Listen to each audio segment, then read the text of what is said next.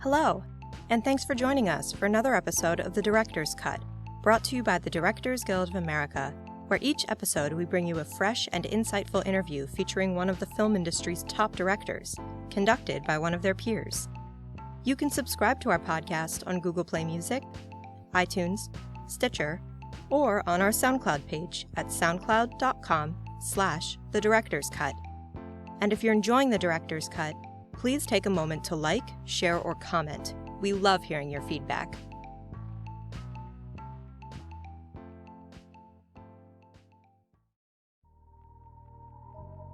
This episode takes us behind the scenes of director Sean Baker's latest film, The Florida Project.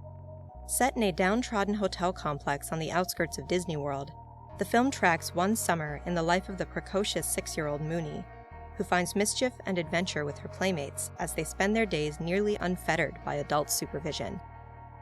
In addition to The Florida Project, Mr. Baker's credits include the feature films Tangerine, Starlet, Prince of Broadway, Takeout, and Four Letter Words, the movie for television Fur on the Asphalt, the Greg the Bunny reunion show, and episodes of the television series Warren the Ape and Greg the Bunny. Following a recent screening of the film at the DGA Theater in New York, Mr. Baker spoke with director Paul Schrader about filming The Florida Project. During their conversation, Mr. Baker speaks about the influence the Little Rascals had on the tone of the movie, the importance of casting children actually from the Orlando and Kissimmee, Florida area, and the unique challenge he faced while combining first-time actors with kids and 35mm film. I just wanted to say a couple things, and I have some questions I wanted to ask him. They'll mostly kind of be director kind of questions. But, you know, this film, Florida Project, which is really amazing, is part of a larger trend that I first noticed about 4 or 5 years ago. And I think I called it at that time the exhaustion of narrative, because we see so much plot, so much narrative in our lives, and hour upon hour upon hour, that we're growing tired of it.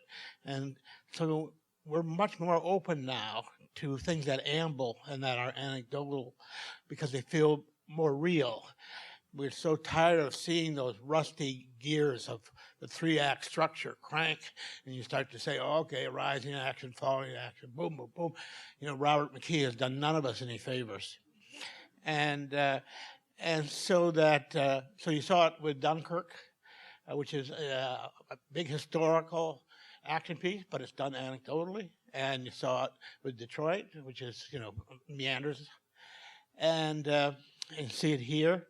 And I think that audiences find this more interesting than that heavy plotted stuff that we used to have 25 years ago.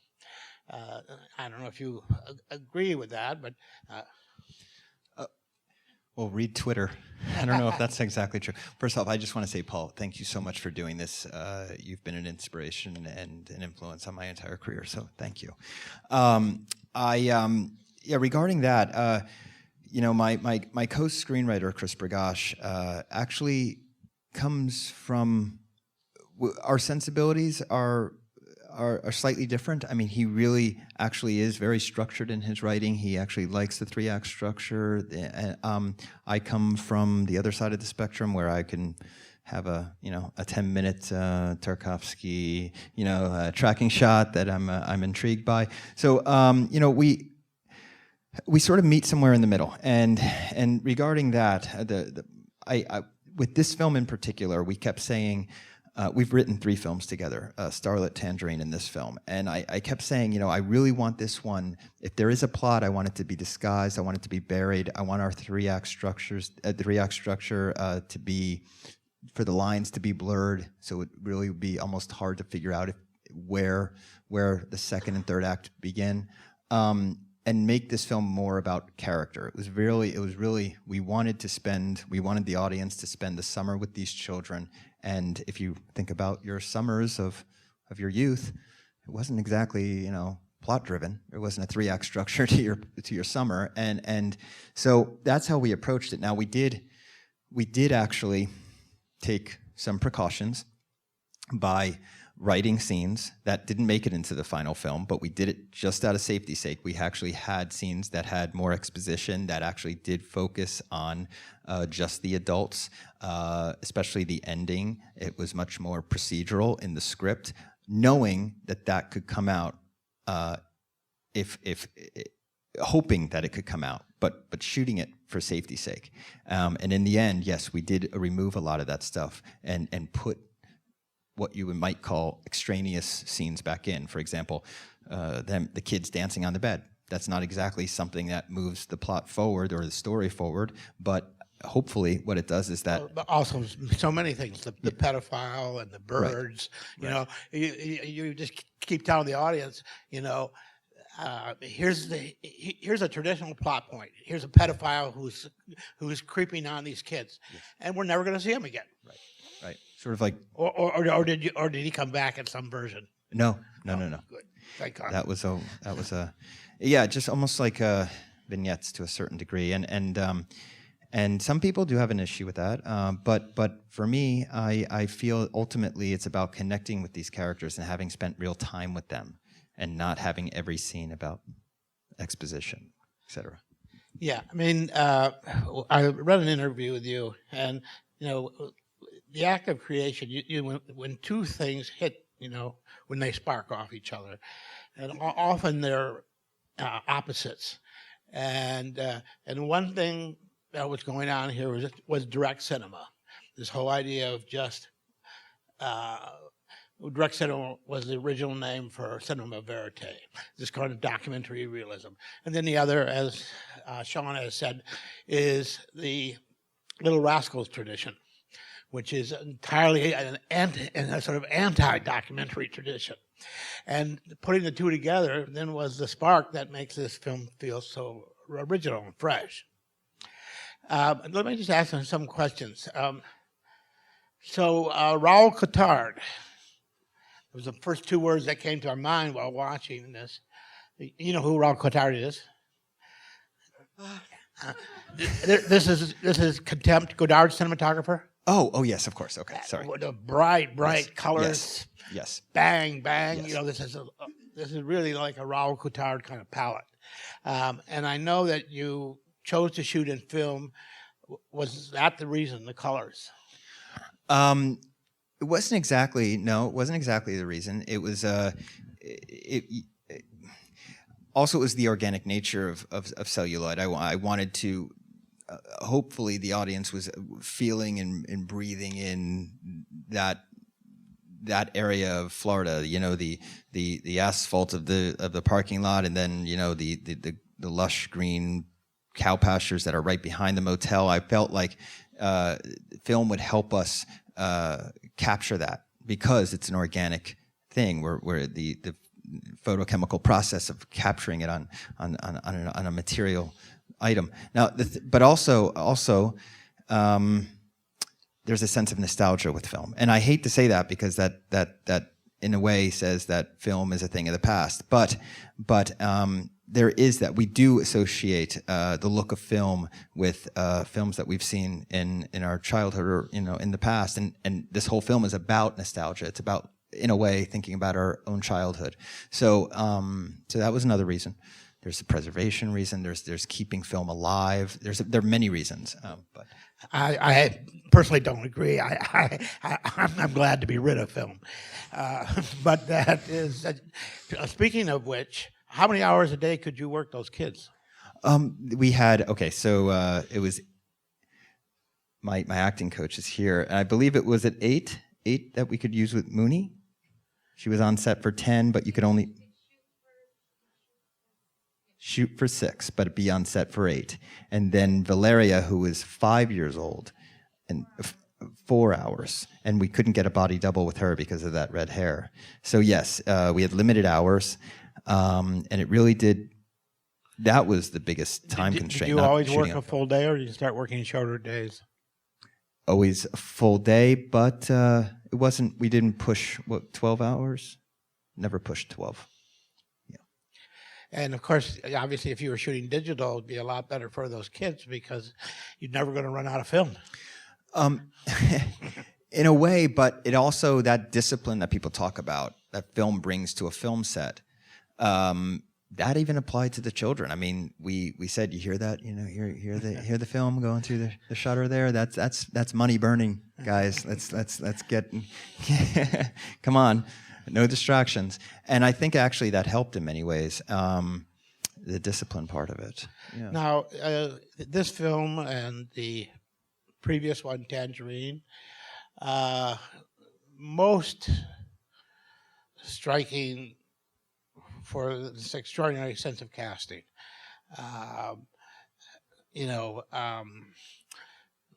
Willem is in this film as a sort of token representative of the acting community.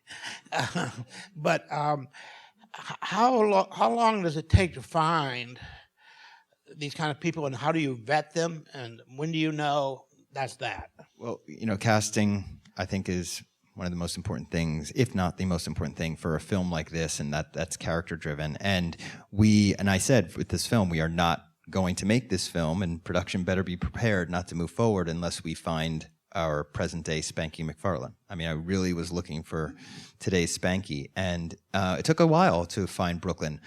She was Brooklyn Prince is her name, and she was a local hire. I wanted the kids to be from the Orlando, Kissimmee area. It was important for me, for their accents and et cetera. I just really felt like we should be casting the kids locally. So they could go home at night as well and feel comfortable in their environment. And so she was in the database of a local casting company. She had done some commercials. She had done one small indie.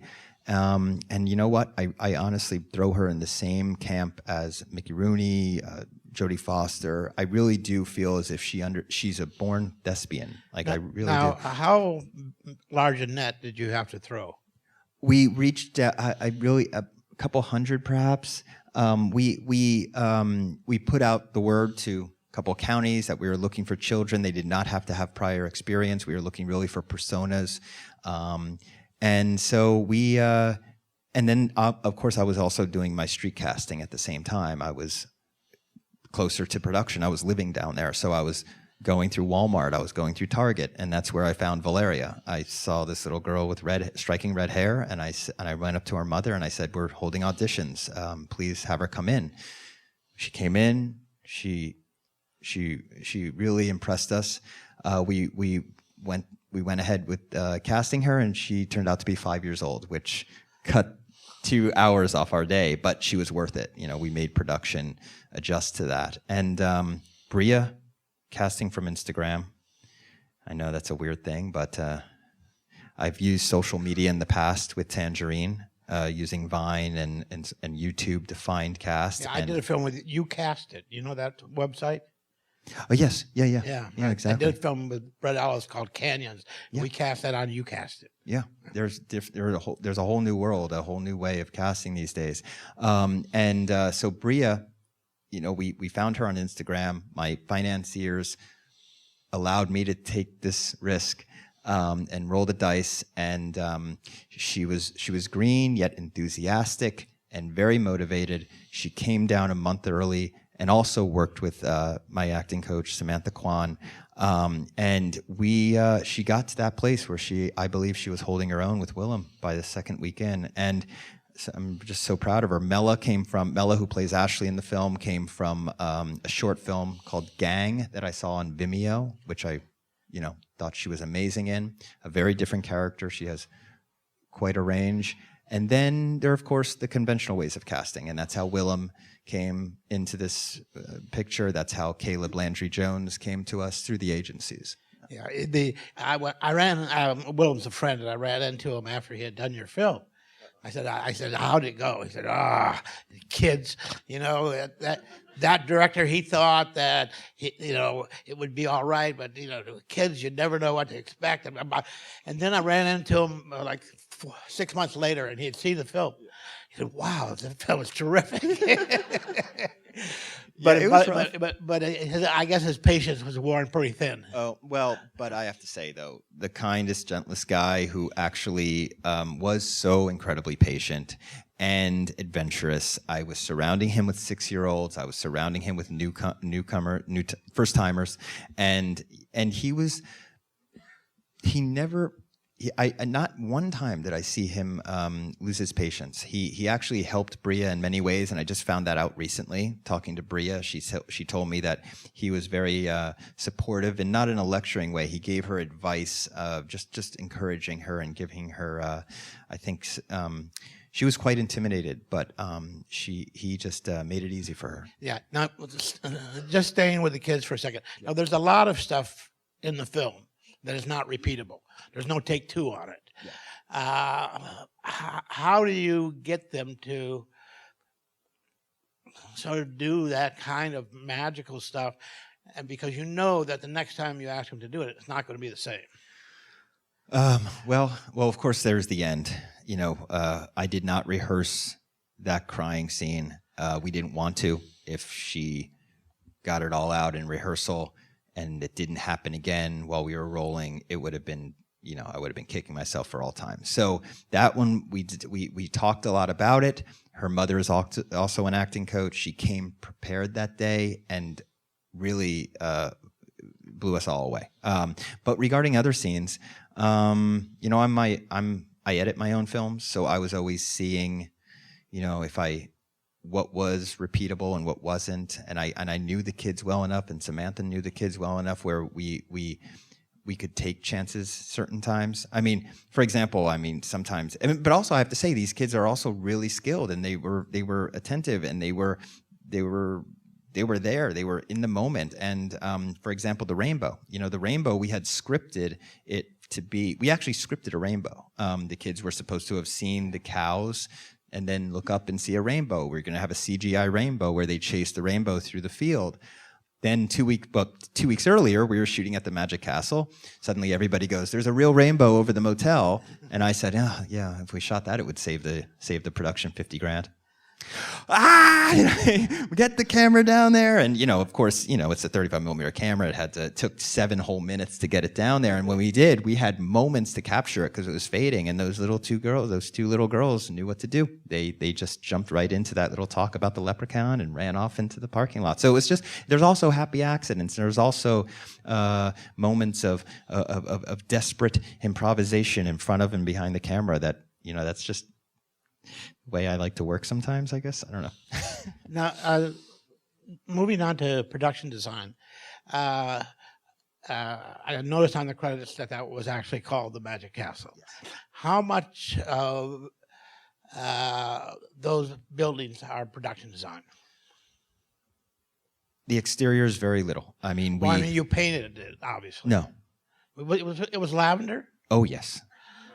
No, all of Route 192 looks this way because it's targeting the same tourists that hit the parks. And at one time, they were flourishing small businesses. And now, they got hit by the recession in 2008, and now a tourist hotel turned into a welfare motel. So, but they were... Because I assumed that Willem said it cost $20,000 to paint it. I figured that was your sort of comment on the production cost. That was a line of dialogue we wrote in there, knowing that that somebody might ask that question. Yeah. And the but we were also commenting on the fact the orange one. The Orange World. Yeah. If anything, that's the most iconic location. It's been around for 40 years, I believe, and it's right on that strip. Wow. And no, because I just assumed that. Well, you had to paint a lot, though. We paid them. No, paint. Oh, no. If anything, I was looking for, if I found actually, I believe, and correct me if I'm wrong, but didn't they do a paint job just before we came? And I was very upset. I wanted a little bit grungier, but it was still lavender. I'm talking about the castle.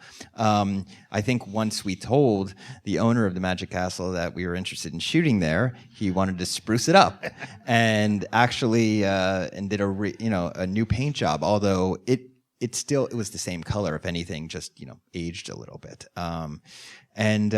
We were shooting at a time. We were shooting during a transitional period. There's a beautification process going on by the local government. Right now, those condos, the abandoned condos that the kids went into, are no longer there. in the last year, they've been knocked down.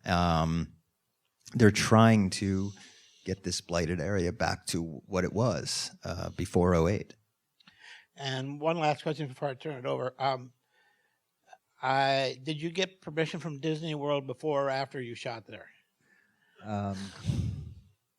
Or you never did? Never did.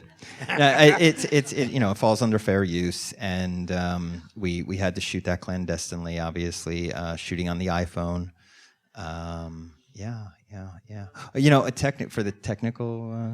For people who are interested in the technical stuff, we did transfer that iPhone footage to film and back again. So we have a 35 millimeter print of iPhone footage.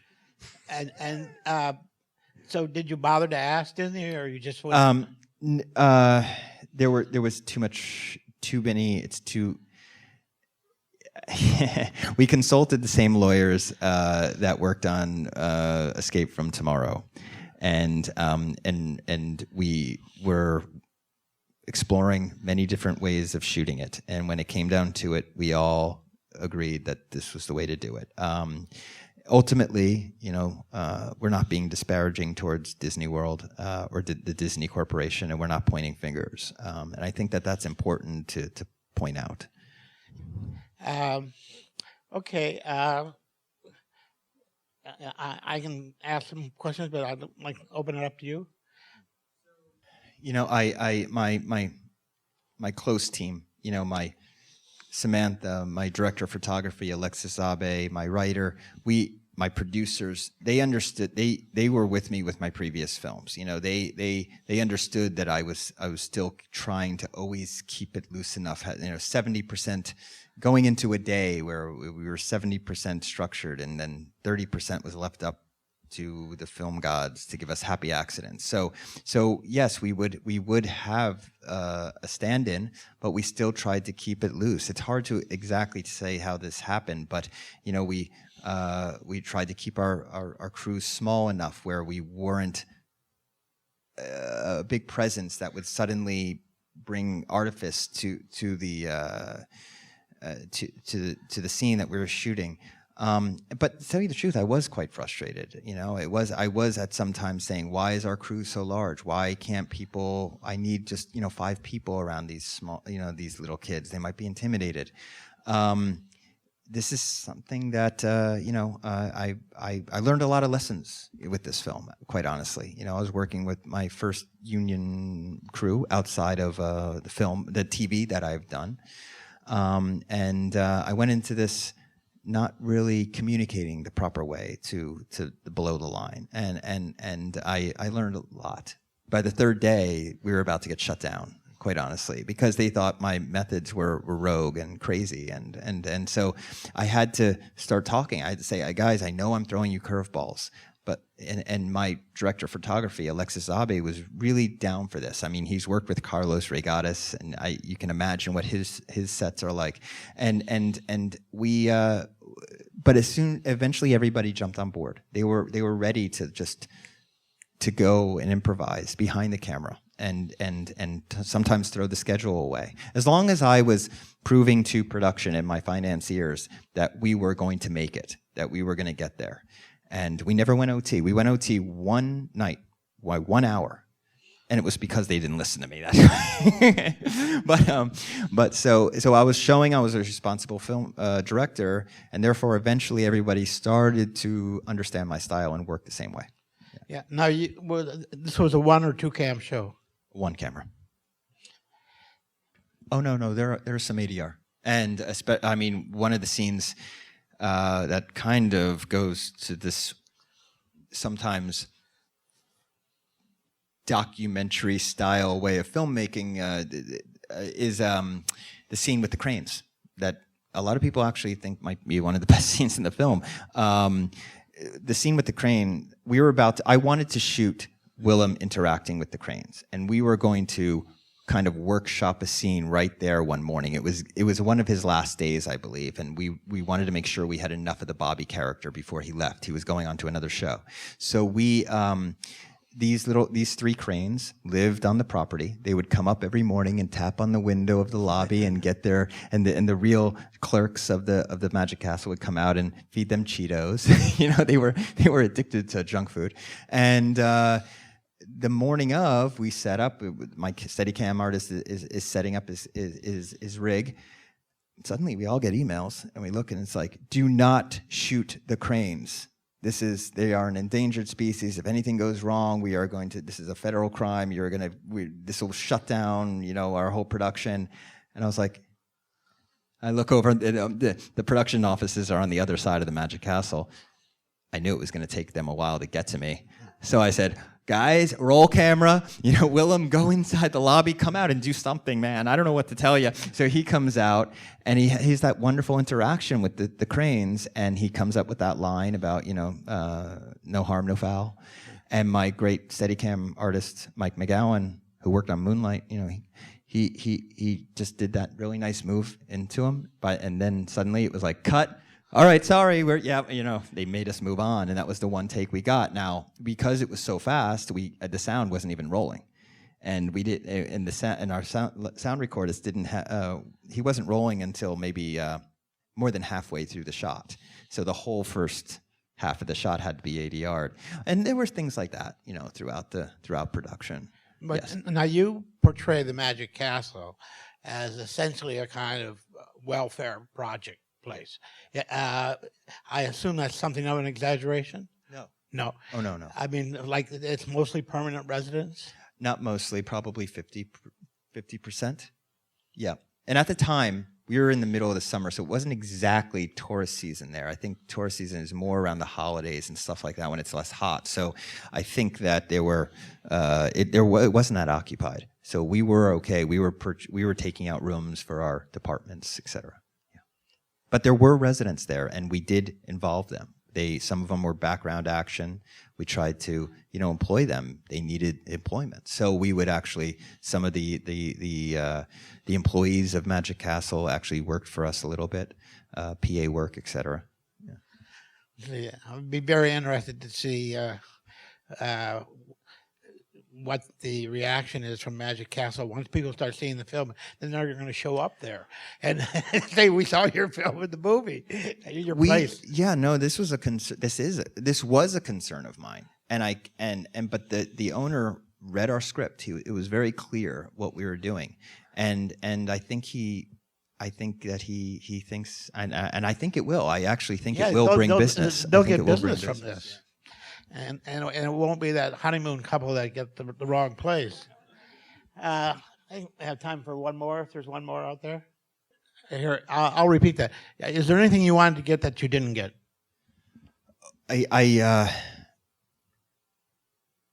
Let's see, that's hard to say because I just wanted more time to capture more of these little moments. Bobby just doing handyman work around the castle, the kids playing. I wanted an extra few days to just sort of document that stuff and make up scenes and improvise, but we were so tight that I didn't really get to do that. We had to stick strictly to basically the script and the schedule. I was allowed to deviate, as I said, but unfortunately, I don't feel I ever got time to truly play, and I think I used everything I shot of Willem. Everything, except for the few scenes that were strictly adults in the front lobby. These are great scenes. Willem is wonderful. So are the other actors. They're very funny interactions. However, they just didn't belong in this film. But everything else, I used everything I shot of Willem. So how many days was it? 35. Yeah. Well, that in fact in today's world is I know. is a luxury. Yeah. It is quite a luxury, but I asked for 60. Okay. All right. Okay. Sure. One more. Oh, no. We were always, from the very beginning, we knew they were running to Walt Disney World. We knew they were running to the castle. We didn't know exactly how we were going to shoot it and how literal it was going to be. For example, my co-screenwriter wanted it very literal, and I didn't. I wanted it more abstract, and so that's why our interpretation of the ending is a little bit different, and that's why I want the audience to bring their interpretation to it. But no, that was always something I do that with all my scripts. The ending is one of the first things we actually come up with. Yeah. All right. Well, thank you. Okay. Thank you very much. Thanks for listening to another DGA Q&A. Don't forget, you can check out past episodes of The Director's Cut wherever you listen to podcasts. Also, be sure to subscribe to our podcast to stay up to date on the great discussions we have coming up. And if you're enjoying the podcast, please like, share, and leave us a review. We'd love to hear your feedback. Thanks again for listening, and have a great week. This podcast is produced by the Directors Guild of America. Music is by Dan Wally.